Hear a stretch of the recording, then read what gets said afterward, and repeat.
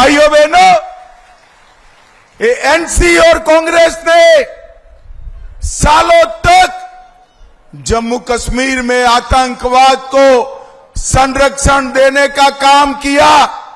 फारूक साहब, मैं आज आपको बताने आया हूं कि कांग्रेस और एनसी के शासन में ही आतंकवाद सबसे ज्यादा बढ़ा। और फारूक साहब, उस वक्त आप कहां थे? जम्मू कश्मीर की जनता जानना चाहती है, जब जम्मू कश्मीर में लोग मारे जा रहे थे, फारूक अब्दुल्ला आप कहां थे? अरे उमर अब्दुल्ला, आपकी तीसरी पीढ़ी भी आएगी, धारा 370 अब नहीं आ सकती, नहीं आ सकती। भाइयों बहनों, एक कहते हैं कि जिन्होंने पत्थर चलाए हैं, पत्थरबाजी की है, आतंकवाद फैलाया है, उनको जेलों से मुक्त करेंगे। मुझे बताओ जसरोटा वालों, आतंकवादियों की जगह जेल में है या बाहर है? जोर से बोलो, जेल में है या बाहर है? अरे अब्दुल्ला साहब, कान खोल कर सुन लो। राहुल बाबा, कान खोल कर सुन लो।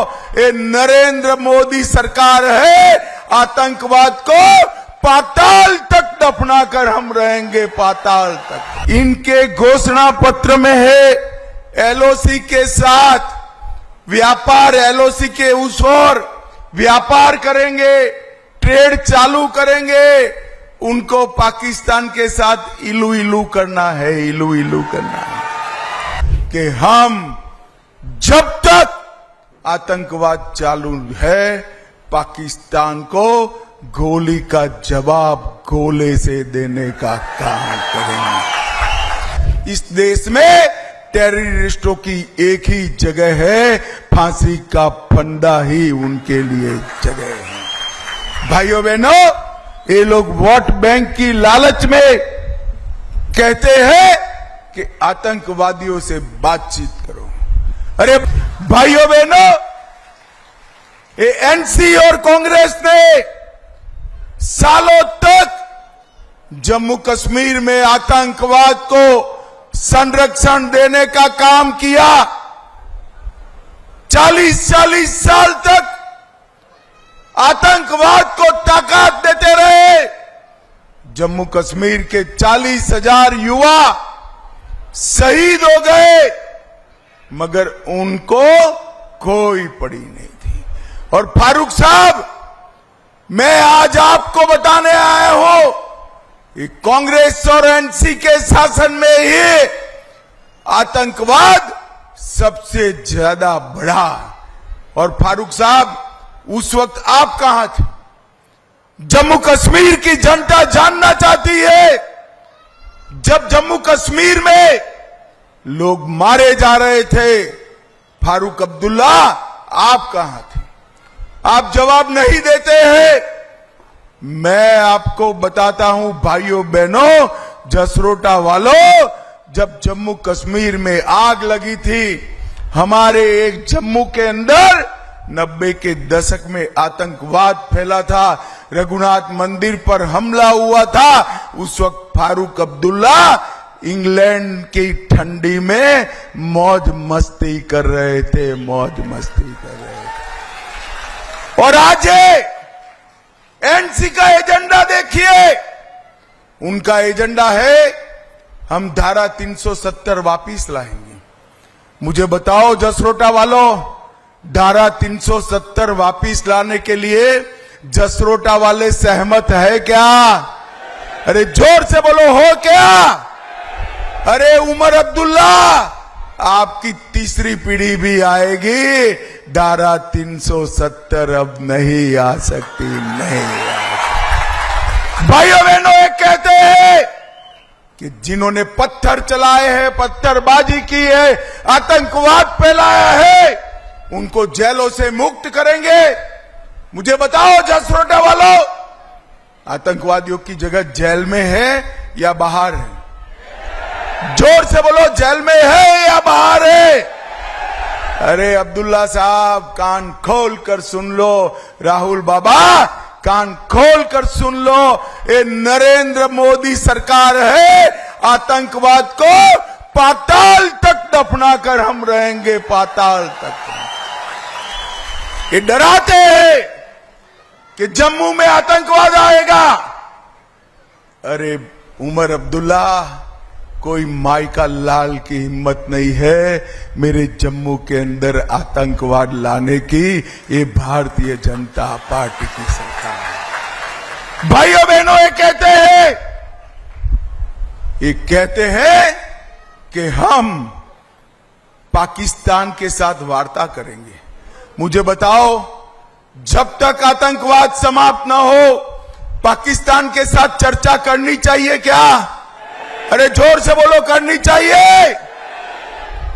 हम नहीं होने देंगे।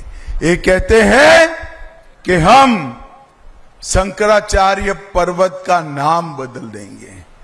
फारूक अब्दुल्ला जी, सिर्फ जम्मू कश्मीर नहीं, देश भर के लोगों की श्रद्धा शंकराचार्य पर्वत पर है। इसका नाम हम नहीं बदलने देंगे, नहीं बदल देंगे। भाइयों बहनों, आज मैं यहां आया हूं तब आपको बताता हूं, इनके घोषणा पत्र में है एलओसी के साथ व्यापार, एलओसी के उस ओर व्यापार करेंगे, ट्रेड चालू करेंगे। उनको पाकिस्तान के साथ इलू इलू करना है, इलू इलू करना है। अब्दुल्ला साहब, आप करते रहो, मगर मैं आज जसरोटा की वीर भूमि पर कहकर जाता हूं कि हम जब तक आतंकवाद चालू है, पाकिस्तान को गोली का जवाब गोले से देने का काम करेंगे। भाइयों बहनों, एनसी ने अपने घोषणा पत्र में कहा कि हम आरक्षण समाप्त करेंगे, और राहुल बाबा उस वक्त अमेरिका में थे। उन्होंने भी कहा बहुत विकास हो चुका दलितों का, ओबीसी का, एसटी का, पहाड़ी और गुर्जरों का, हम आरक्षण को समाप्त कर देंगे। मगर मैं आज कहकर जाता हूं, इनको जो करना हो करने दो। जब तक भारतीय जनता पार्टी है, हम दलितों का, पिछड़ों का, पहाड़ियों का, गुर्जरों का और मेरे सीमांत क्षेत्र के लोगों का आरक्षण, उनका रिजर्वेशन नहीं हटने देंगे, नहीं हटने देंगे। ये हमारा निर्णय है। भाइयों बहनों, राहुल गांधी अभी अभी आए। उनका प्रॉब्लम क्या है? उनको कोई लिख कर देता है, वो पढ़ जाते हैं, उनको इतिहास मालूम नहीं है। अब कहते हैं हमारा और एनसी का बड़ा मजबूत रिश्ता है। राहुल बाबा, आपको इतिहास याद कराने आया हूं। उमर अब्दुल्ला के दादा शेख अब्दुल्ला को आपकी दादी ने देश के जेल में डालने का काम किया। जम्मू कश्मीर में लोकतंत्र नहीं है। अरे राहुल बाबा, इसके सामने झूठ बोल रहे हो। 70 साल तक एनसी और कांग्रेस ने जम्मू कश्मीर में लोकतंत्र को आने नहीं दिया। पंच नहीं चुनते थे, सरपंच नहीं चुनते थे, ब्लॉक अध्यक्ष नहीं चुनकर आते थे, जिला पंचायतें नहीं बनी थी। 30,000 जम्मू कश्मीर के युवाओं को पंच, सरपंच, तालुका पंचायत, जिला पंचायत अगर देने का काम किया तो हमारे नेता नरेंद्र मोदी ने किया, नरेंद्र मोदी ने। हमने 3 परिवारों की गिरफ्त से लोकतंत्र को मुक्त कराकर लोगों तक पहुंचाने का काम किया था। और आपके जमाने में 10% वोटिंग होती थी, हमारे जमाने में अब 50% से 65% वोटिंग हो रही है। यही बताता है कि लोकतंत्र मजबूत। भाइयों बहनों,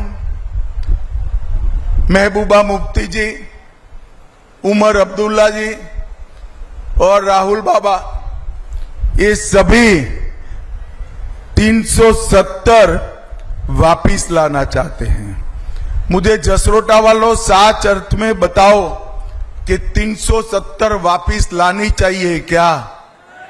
जोर से बोलो, लानी चाहिए?